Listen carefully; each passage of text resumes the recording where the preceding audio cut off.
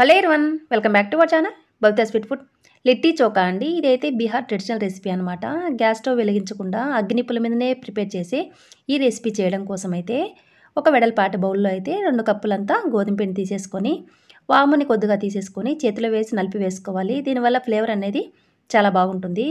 తర్వాత రుచికి సరిపడా ఉప్పు, 1 స్పూన్ అంతా ఆయిల్ కూడా వేసేసుకోవాలి. ఇప్పుడు వీటన్నింటినీ బాగా మిక్స్ అయ్యేలాగా కలిపేసుకోవాలి. ఈ విధంగా గోధుమ పిండిలు ఇవన్నీ బాగా కలిసేలాగా కలిపేసుకున్న తర్వాత వాటర్ అన్నీ ఒకేసారి కాకుండా కొద్ది కొద్దిగా పోసుకుంటూ చపాతీ ముద్దలాగా పిండిని అయితే కలిపేసుకోవాలి. మనం చపాతీకి ఏ విధంగా పిండిని అయితే కలుపుకుంటామో అదే విధంగా పిండిని అయితే కలిపేసుకోవాలి. ఈ విధంగా పిండిని అయితే ఒక 10 నిమిషాల పాటు సరిపడిన వాటర్ పోసేసుకొని మెత్తగా అయితే కలిపేసుకొని మూత పెట్టి అయితే పక్కన పెట్టేసుకోవాలి. పిండి మనం ఎంత బాగా కలిపితే ఈ లిట్టి అనేది అంత రుచిగా వస్తుందన్నమాట.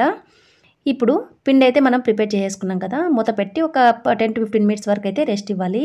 తర్వాత స్టఫింగ్ కోసం అయితే ఒక బౌల్లోకి 3 స్పూన్లంతా సత్తు తీసుకుంటున్నాను.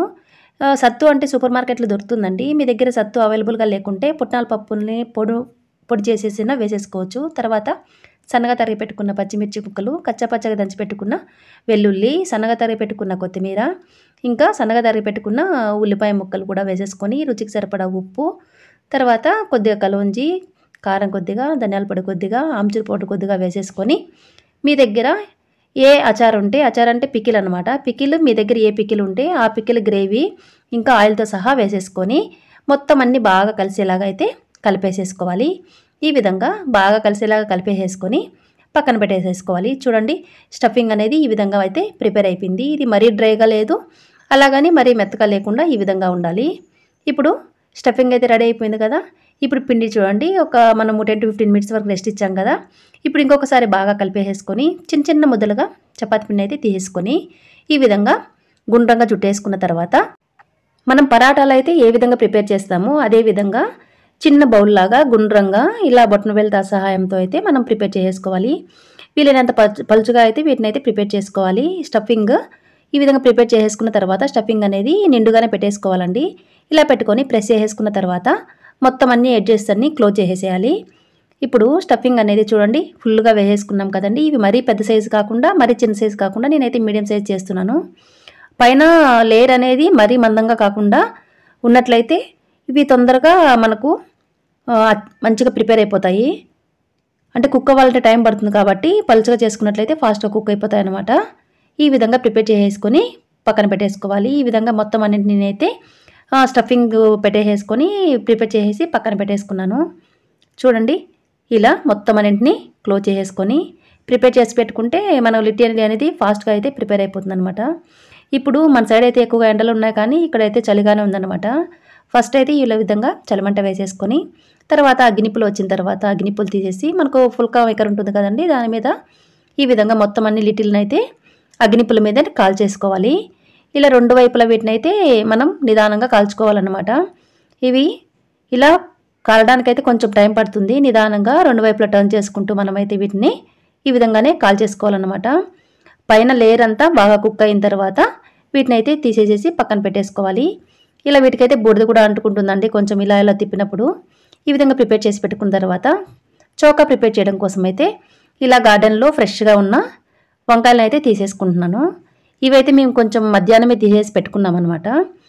ఇలా 2 వంకాయలతో అయితే చోకా ప్రిపేర్ చేసేస్తున్నాము. ఈ వంకాయలు కూడా తీసేసుకున్న తర్వాత ఫ్రెష్గా ఉండే నాటు కొత్తిమీర కూడా గార్డెన్లోంచి తీసేసుకున్నాము.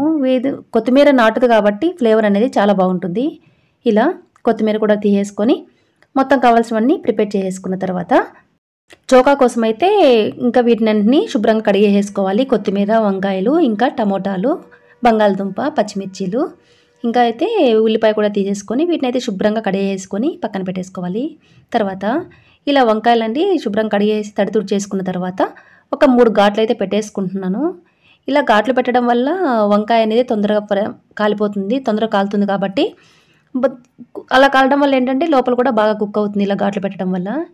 ఇలా 2 వంకాయలకి అయితే ఘాట్లు పెట్టేసుకున్న తర్వాత ఇందులోపల అయితే నేను వెల్లుల్లి అయితే పెట్టేసుకుంటున్నాను. వెల్లుల్లి పెట్టడం వల్ల ఏంటంటే తొందరగా అందులోపలే కుక్ అయిపోయి మనకు ఈ కర్రీ అనేది చాలా టేస్టీగా ఉంటుంది చోకా అనేది.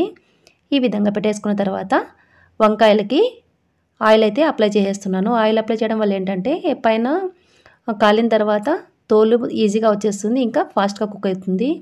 ఈ విధంగానే టమాటాలకు కూడా ఆయిల్ అయితే పట్టించేసుకుంటున్నాము. ఇలా అలాగే పచ్చిమిర్చీలకు కూడా ఘాట్లు పెట్టేసుకొని వాటికి కూడా ఆయిల్ అయితే పట్టించేసుకొని ఈ విధంగా అగ్గినిప్పుల మీద పెట్టేసుకొని మొత్తం అన్నింటినీ వీటినైతే కాల్చుకోవాలన్నమాట. వంకాయలు, తర్వాత టమోటాలు, పచ్చిమిర్చి, బంగాళదుంప అన్నింటినీ ఇలా గినుపుల మీదనే కాల్చేసుకోవాలి.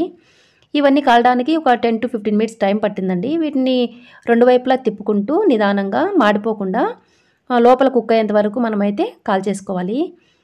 ఇలాగే మనకు గ్యాస్ స్టవ్ అనేది యూజ్ చేయకుండా అగ్గినిప్పుల మీదనే ప్రిపేర్ చేసుకుంటామండి. చాలా ట్రెడిషనల్గా, చాలా అంటే చాలా రుచిగా ఉంటుంది. ఓపికగా చేసుకోవాలే కానీ ఈ విధంగా మొత్తం అన్నీ కాలిన తర్వాత పక్కన పెట్టేసుకొని చల్లారిన తర్వాత వంకాయలకి ఇంకా అలాగే మొత్తం బంగాళాదుంప, టమోటాలు, పచ్చిమిర్చి మొత్తం అన్నింటికి ఉల్లిపాయకి మొత్తం అన్ని తోలు తీసేసుకొని వీటన్నింటినీ చల్లారిన తర్వాత మాత్రమే తోలు తీసేసుకోవాలండి. జాగ్రత్తగా తీసేసుకొని వీటినైతే చిన్న ముక్కలుగా కట్ చేసుకొని మెత్తగా ఒక బౌల్లోకి వేసేసుకున్న తర్వాత స్మాష్ చేసుకోవాలి. ఈ విధంగా మొత్తం అన్నింటినీ శుభ్రంగా మొత్తం తోలు తీసేసి ఒక బౌల్లోకి వేసేసుకొని స్మాషర్తో అయితే స్మాష్ చేసేసుకోవాలి. ఇది మిక్సీలో వేయట్లేదు, రోట్లో కూడా వేయట్లేదండి. ఇప్పుడు చూడండి, కొద్దిగా రుచికి సరిపడా సాల్ట్ కూడా వేసేసుకొని వీటిని ఈ విధంగా స్మాష్ చేసేసుకోవాలి. మనం ఆల్రెడీ కాలి బాగా కుక్ అయిపోయాయి కాబట్టి ఈజీగానే ఇవి స్మాష్ అయిపోతాయి. ఈ విధంగా మొత్తం అన్ని నలిపేసుకున్న తర్వాత చూడండి, ఈ విధంగా కచ్చపచ్చగా, మరి నున్నగా అయితే ఏమి ఉండదు కానీ ఇలా కచ్చపచ్చగా అయితే వీటిని అయితే నలిపేసుకుంటే సరిపోతుంది. తర్వాత సన్నగా తరిగి పెట్టుకున్న ఉల్లిపాయలు కొద్దిగా, తర్వాత సన్నగా తరిగి పెట్టుకున్న కొత్తిమీర కూడా వేసేసుకొని ఇంకొకసారి బాగా కలిపేసుకోవాలండి. ఈ విధంగా ఉల్లిపాయ ముక్కలు కొత్తిమీర వేయడం వల్ల ఏంటంటే ఫ్లేవర్ అనేది చాలా బాగుంటుంది, ఇంకా చాలా రుచిగా ఉంటుందండి. ఉల్లిపాయలు అనేది పంట కింద పడుతూ చాలా రుచిగా ఉంటుంది. ఇంకా నిమ్మకాయ కొంచెం అయితే ఒక దెబ్బ అయితే పిండేసుకుంటున్నాము, నిమ్మకాయ రసం. కావాలనుకుంటే చింతపండు గుజ్జైనా వేసుకోవచ్చు కానీ మేము నిమ్మకాయ రసం అయితే వేసేసుకొని మొత్తం అన్ని కలిసేలాగా కలిపేసుకుంటున్నామండి. అంతే అండి, టేస్టీగా చోకా కూడా రెడీ అయిపోయింది. ఇప్పుడు లిటిల్ని అయితే ఇలా నెయ్యిలో అయితే ముంచుకొని ఇలా చోకాతో అయితే తినడమే అండి. చాలా అంటే చాలా రుచిగా ఉంటుందండి. నెయ్యిలో అద్దడం మాత్రం అస్సలు స్కిప్ చేయకూడదు. మాకు ఈ చలికైతే నెయ్యి కూడా గడ్డగడ్డిపోయింది కాబట్టి అది కూడా అగ్నిపుల మీద పెట్టి కరిగించేసుకున్న తర్వాత ఈ విధంగా చూడండి, చాలా అంటే చాలా రుచిగా, స్టఫింగ్ కూడా ఫుల్గా ఉంది కాబట్టి ఎంతో రుచిగా ఉంటుందండి. 2-3 తింటే కూడా చాలు, కడుపు నిండిపోతుంది. ఈ విధంగా మొత్తం లిట్టి చోకా అయితే ప్రిపేర్ చేసుకొని చల్లమటి దగ్గర కూర్చొని అందరం కలిసి ఎంజాయ్ చేసామన్నమాట. మీకు ఈ రెసిపీ నచ్చిందా అండి? నచ్చితే మరి ఎందుకు ఆలస్యం, మీరు కూడా ట్రై చేయండి. ట్రై చేశాక మీకు ఎలా అనిపించిందో కామెంట్ సెక్షన్లో కామెంట్ చేయడం అయితే అస్సలు మర్చిపోవద్దు. మన ట్రెడిషనల్ ఫుడ్ స్టేట్ ఏదైనా సరే అండి, ట్రెడిషనల్ ఫుడ్డే కదా. ఎంతో రుచిగా ఉండే ఈ రెసిపీని మీకు నచ్చితే ఒక లైక్ చేయండి. Thanks for watching.